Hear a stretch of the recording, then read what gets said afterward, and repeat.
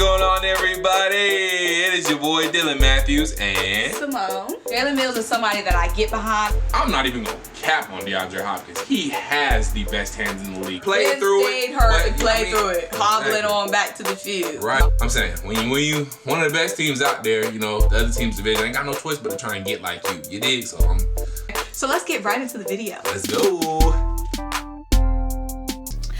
All right, you guys. So today, you've seen the title, you've seen the thumbnail. We are reacting to some bold predictions for our NFL teams. For me, of course, the Birds, the real Birds. Because y'all, okay, Dylan, we can finally settle this. So one time, me and Dylan, we were in Boston. I'm setting the scene to let you guys know we were up north in Boston, if that means anything. And I had on Eagles gear. Dylan had on Falcons gear, right? That's right.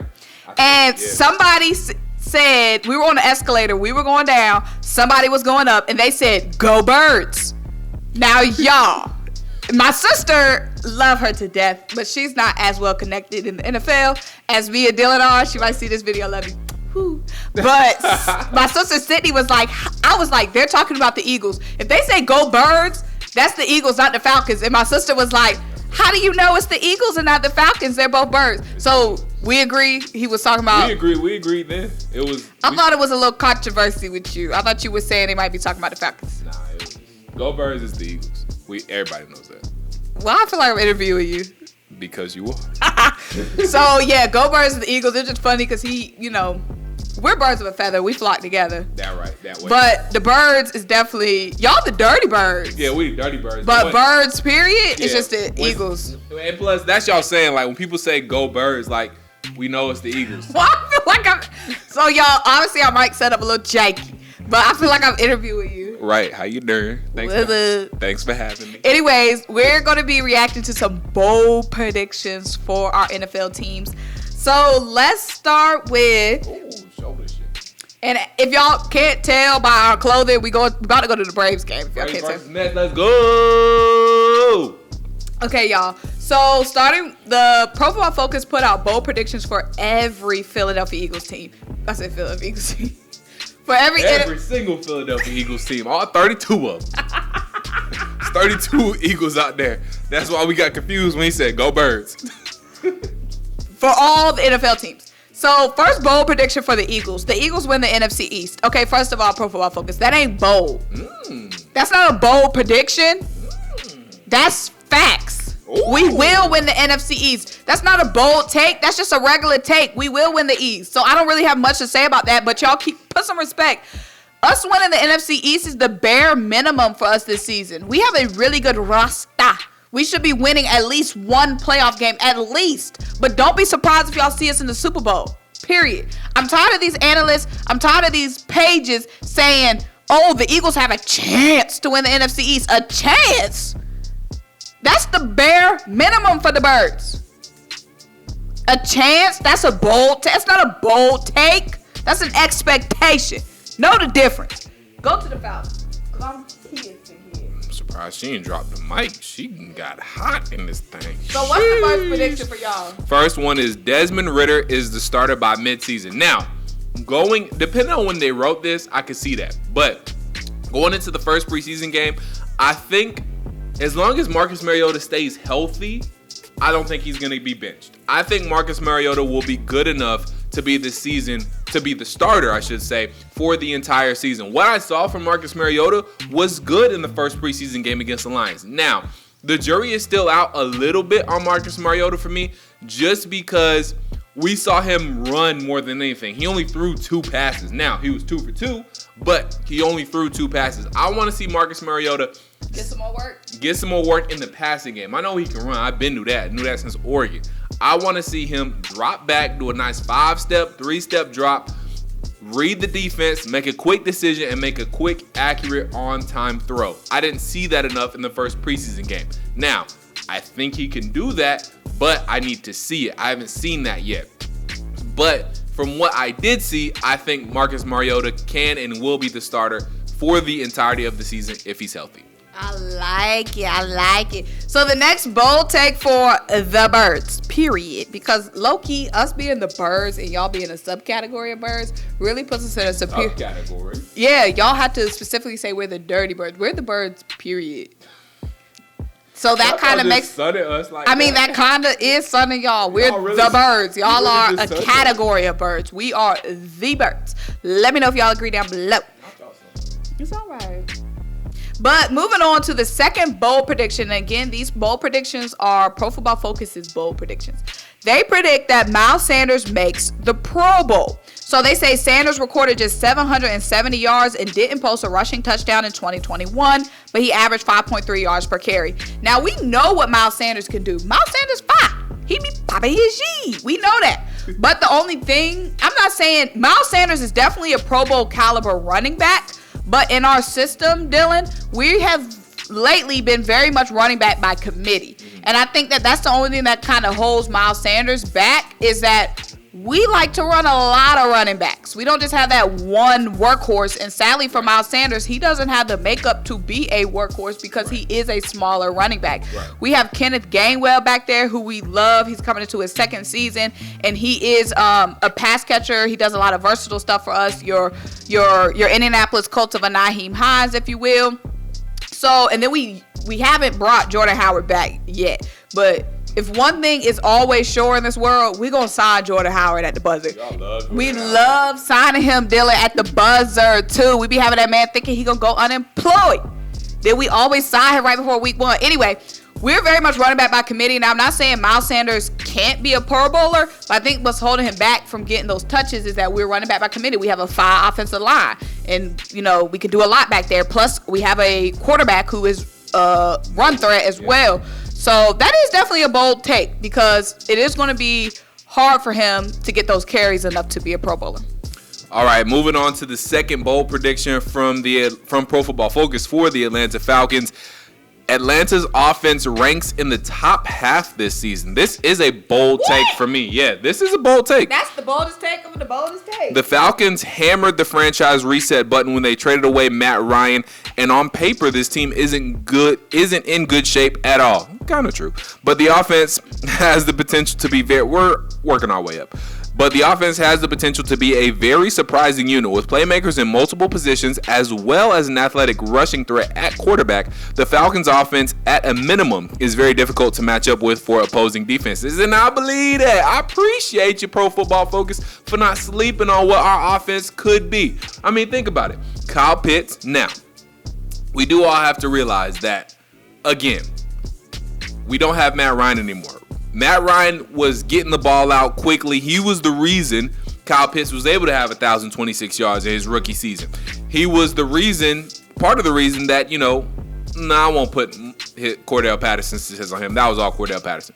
Anywho, the thing that will hold the Falcons offense back is, one, the offensive line not giving time to Marcus Mariota to throw, or Desmond Ridder, but I think it'll mostly be Marcus Mariota. Not giving Marcus Mariota. What's his name? Because you don't call him Mariota. You call him Mariota. It's Mariota. If I say Mariota, that's wrong. It's Mariota. Get it correct for the season. The thing that will hold the Atlanta Falcons offense back from being in the top half is the offensive line not giving Marcus Mariota time to throw in the pocket. Because one thing, if Marcus Mariota has to run too much, will become predictable, and defenses, I think, will eventually adapt to that.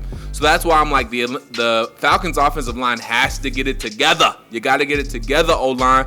That way, Mariota can sit back. He can be more of a pocket quarterback as well as use his legs, but only when he needs to. He shouldn't have to be a run-first quarterback because the offensive line can't protect him.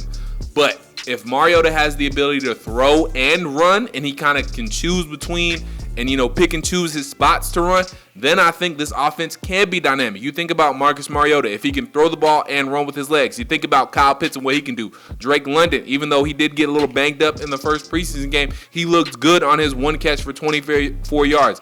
Got some separation, made the catch, got some yak as well. Kyle Pitts, we know what he can do. Cordell Patterson, we know what he can do. So this offense does have some playmakers. As long as that offensive line holds up, I think we can be a top offense that's in the top half of the league.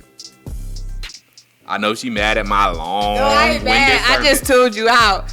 But your Falcons people was listening. You know what I mean? They was listening. Great stuff there. But look, You tuned me out, but great stuff there. Even though you definitely tuned. You said you tuned me out, but great stuff. You was talking to your dirty birds. But y'all, you know we gonna have these Eagles Falcons collabs. First of all, y'all who've been rocking with us for a long time, y'all already know. But any new subscribers, me and Dylan, you know, we rocks with each other. You know what I'm saying? We gonna have our collabs. You probably, if you're a new subscriber to Dylan or me, you might be like, what's this? Why is she talking about the Eagles or why he talking about the Falcons? But we be doing collabs. And birds of a feather flock together. You know what I'm saying? But love that for y'all. We'll see about that offense. But this is the last bold take for the birds. So Nakobe Dean is the NFL's best rookie linebacker. I don't think that's a bold take. I don't think it's a bold take. I think a lot of people sleep on Nakobe Dean. Are they sleep though? I mean, yeah, I think people are asleep on Nakobe Dean, which is why he went kind of late. You know. Well, he did. I don't think he went late necessarily because they were asleep. Some people were worried that he was injured. So it was something going around saying that he was injured and he might not be able to play during training camp or whatever. And he confirmed with us that he was not injured. I think some people, I mean, there was no way you could, how can you sleep on Nakobe Dean seeing what he did? Popping his shee all season long. Best player, arguably, because you know Jordan Davis is ours too now. Top 2 player or the best defense in the country, in the best conference. How can you deny that? How can you sleep on that? You can't. And which is why I was very surprised he went third round. But now some people, not only with the injuries, it wasn't just the injuries. Some people were hesitant with his size transferring to the NFL level. They wrong for that. Don't sleep on Nakobe Dean. If you are asleep on Nakobe Dean, don't sleep on him. And this is coming from a Georgia boy. He fine. And then 2, some people want to say, oh, he benefited from playing behind Jordan Davis. Well, guess the duck what? We got Jordan Davis too.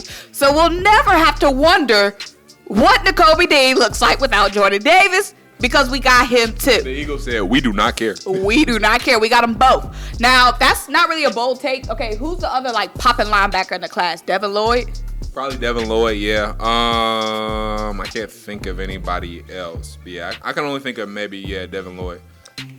Yeah, so I don't think it's hard for him to not be the top linebacker. Again, we do have some other linebackers in place. TJ Edwards was our guy last season, playing 80% of the snaps second half of the season. He's still been really good at training camp. And then we have Kaiser White, who we brought from the Chargers, who was the top guy for the Chargers, one of the top guys for the Chargers defensively last season. So he does have some competition to pop and shine, but I have no doubt in my mind that's not bold take. That's not bold because we know what Nakobe Dean do.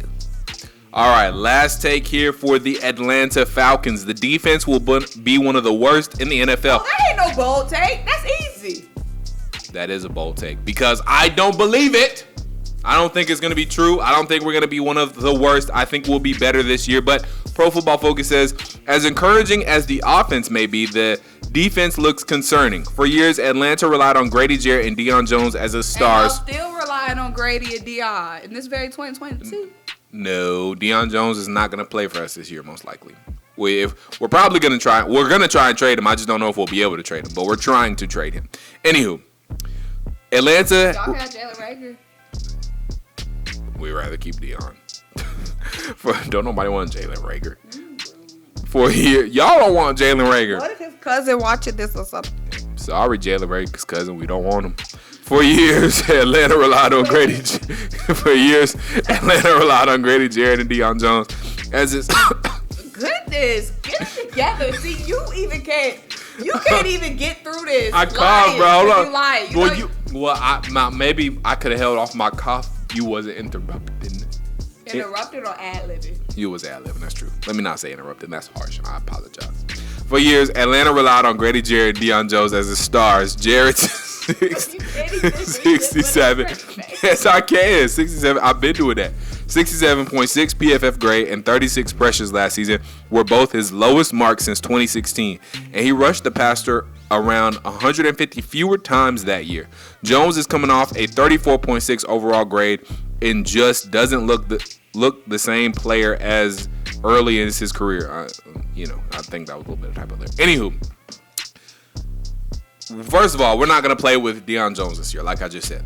And second of all, we got some dogs, I feel like, on defense this year. We got some dudes that have stuff to prove. We got dudes with chip on their shoulder. Rashaan Evans, in the first preseason game, he was everywhere. They kept calling his name. He was everywhere. You said everywhere.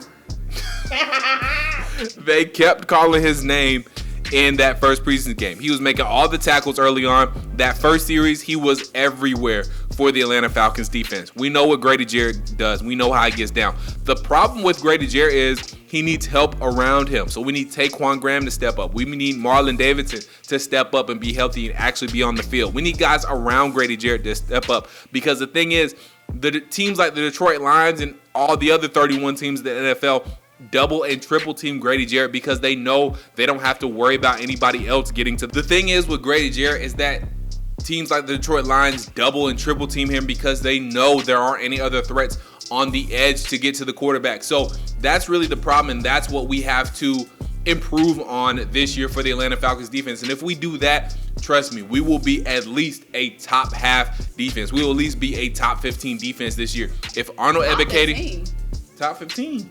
If Arnold Ebiketie does what he is supposed to do, and he is one of the best pass rushers coming out of this draft like he is supposed to be, we'll be fine. If Lorenzo Carter is the Lorenzo Carter that he was. Top 15? Are you serious? No. If Lorenzo Carter is the Lorenzo Carter that he was in the last 4 or 5 games for the New York Giants last year, then we will be a top 15 defense. We got A.J. Terrell. Y'all know what's up with him. We got Casey Hayward, a seasoned vet who will make a lot of plays because teams just aren't going to throw to Casey Hayward. We got Isaiah Oliver coming back, who was very, very good in that nickel corner spot in the beginning of last year. So if he can keep that going, if we see that same Isaiah Oliver, we'll be fine in the backfield as well. So we got dudes, Rashaan Evans, we were calling his name, like I said, all throughout that first defensive series in the preseason. So we got guys on this team to make plays. It all just got to come together, you feel me? So I'm saying it right here, right now, we got a top 15 defense. That way. You always say something crazy, Dylan Pease. Okay, Dylan Pease. But don't act like you haven't been on this very camera or this very page talking shit about Isaiah Oliver. And he got. Now you act like he Jalen Ramsey. He got better in the. Nah, he's not Jalen Ramsey, but he got better in the beginning of last year. He was very good in that nickel corner spot in the beginning of last year before he got hurt. Well, guys, we have a lot of takes. Some bold from Pro Football Focus, some a little bit disrespectful from Pro Football Focus. But y'all already know what to do. Make sure you like this video, leave a comment, subscribe, keep rocking with us. Check out the links down below. Buy us a copy to help fuel this channel. And until we talk to you guys next time, bye.